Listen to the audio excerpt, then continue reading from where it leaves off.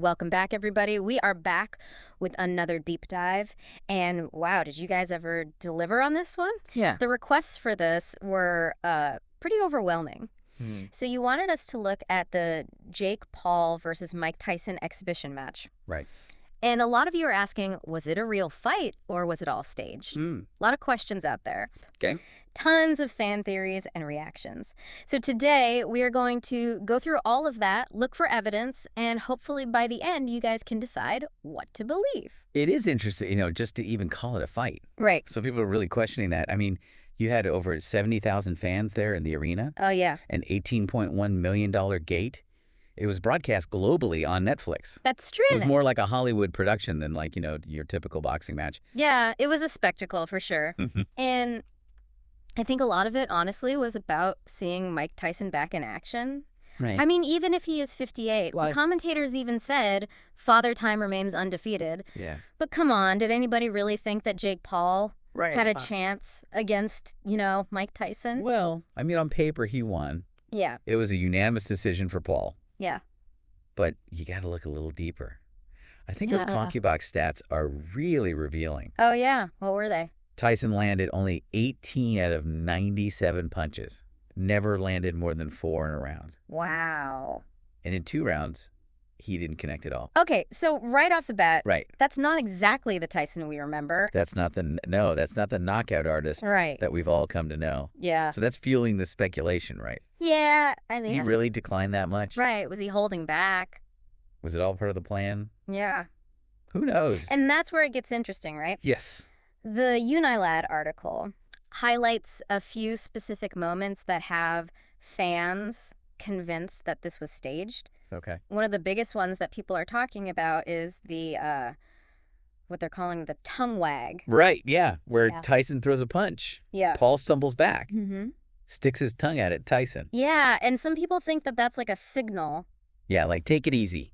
Take it easy. Right. We're just putting on a show here. Exactly. Other people think, well, that's just Paul, Yeah, just Paul being Paul. He's a cocky guy. Sure. But in the context of everything else, you can't help but wonder. That makes you wonder what was going on there. Oh, it's those subtle moments that are really open to interpretation. We see what we want to see. Right. Based on what we already think. Yeah. And then there's that part where Tyson lands a pretty solid left jab and Paul kind of stumbles. Right. And then it's like Tyson just kind of, I don't know, just changed it up. A lot of people are saying that he just kind of took his foot off the gas after that. Yeah. Almost like he was, right. trying to give Paul an advantage or something. Yeah, like maybe he remembered, that there was, a big payday on the line. Oh, yeah. $20 million. Yeah. So maybe he was like, all right, I'm just going to chill out a little bit here. Right. I mean, it's not like he was looking like he was in top form. Yeah. With the knee brace and he was chewing on his gloves. I don't know. Yeah. Maybe he didn't have it in him. He was tired. To keep going. Yeah. Maybe staged or not. Yeah, exactly. And then you've got Paul Right. saying after the fight that he eased up when he saw Tyson was gassed. Oh, really?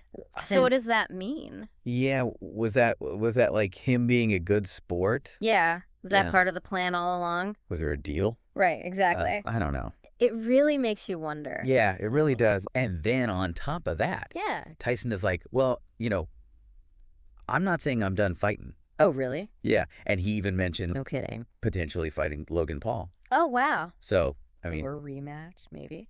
I don't know. Who knows? I mean, this exhibition was a financial success. Oh, yeah. So could this be the new thing in boxing? Right. Old legends versus, Yeah, these YouTubers. I mean, what does that say about the future of boxing then? What does it mean? Right. Yeah. Like, if these spectacle matches start to be the main event, Right. then what happens to, the integrity of the sport? Totally. We've seen it happen in other sports where Yeah. the entertainment value just Takes over. and then, Yeah. The actual competition kind of. It's a slippery slope. It is a slippery slope. It really is. And I think fans and promoters Right. really need to take note of this. Yeah. I mean, at what point are these not even real fights anymore? Right. I mean, it's like Apples and oranges. apples and oranges. You can't compare them. You can't compare them. I mean, the motivations are different. Right. The training, the stakes. I mean, everything is different. Totally different, yeah. And it's not just the physical. Right. It's the mental game, too. Right. You've got somebody like Mike Tyson, who's been his whole life. In the ring his whole life. In the ring. Yeah.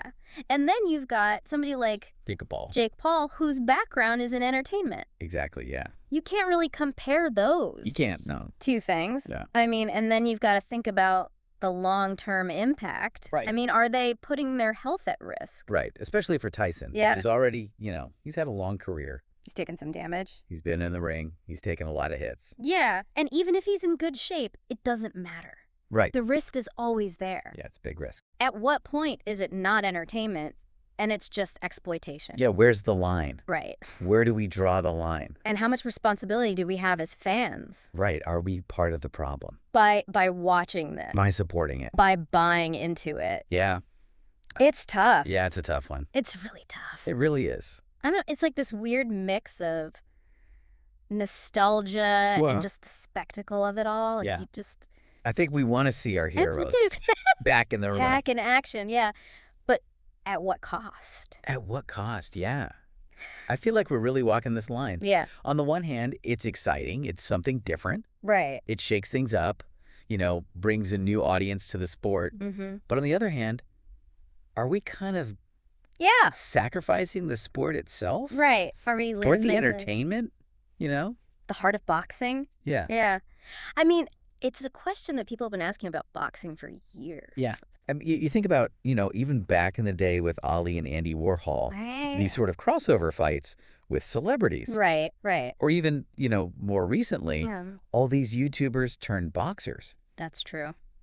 So that line's been blurring. It has. For a while. Yeah. But I feel like this is like a tipping point. Maybe this is it. This Tyson Paul thing. Yeah, because it generated so much buzz. Yeah, everyone's talking about it. Everyone was talking about it. It's like you can't ignore what this could mean, It's really divided the boxing community. Yeah, how so? You've got some people who are saying this is, a harmless exhibition, just a way to kind of bring boxing to new people, introduce it to a new audience. Yeah. And then you've got others who are saying this is an insult. Yeah.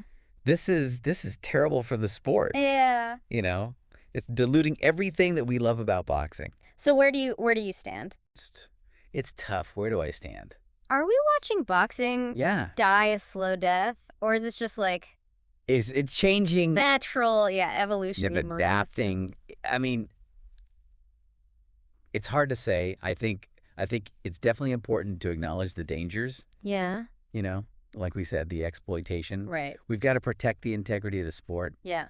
But I'm also, maybe a little bit optimistic. Really? Yeah, I think this is forcing us to have these conversations. That's true. It's making us really examine, what is it that we love about boxing? Right. What makes it so compelling? Yeah. And maybe this is kind of the wake-up call that we needed to make sure that it survives. Yeah. Interesting. So maybe instead of looking at it as the end, maybe it's like a new beginning. A fresh start. Yeah. A chance to maybe redefine things. Right. Elevate the sport. Bring in new fans. Yeah. But still respect the history, the tradition. Yeah. It's about finding that balance. Finding that balance, yeah. It really comes down to the fans, though, right? It does. It really does. What do we want to support? Exactly. And I think that's the big takeaway. That's the takeaway. From this whole thing, right? We looked at the fight. Yeah. All the evidence, the theories. The different theories. Now it's up to you guys. Yeah. You do what you believe. What do you think? And maybe more importantly, what kind of future what do you want to see? Do we want for boxing?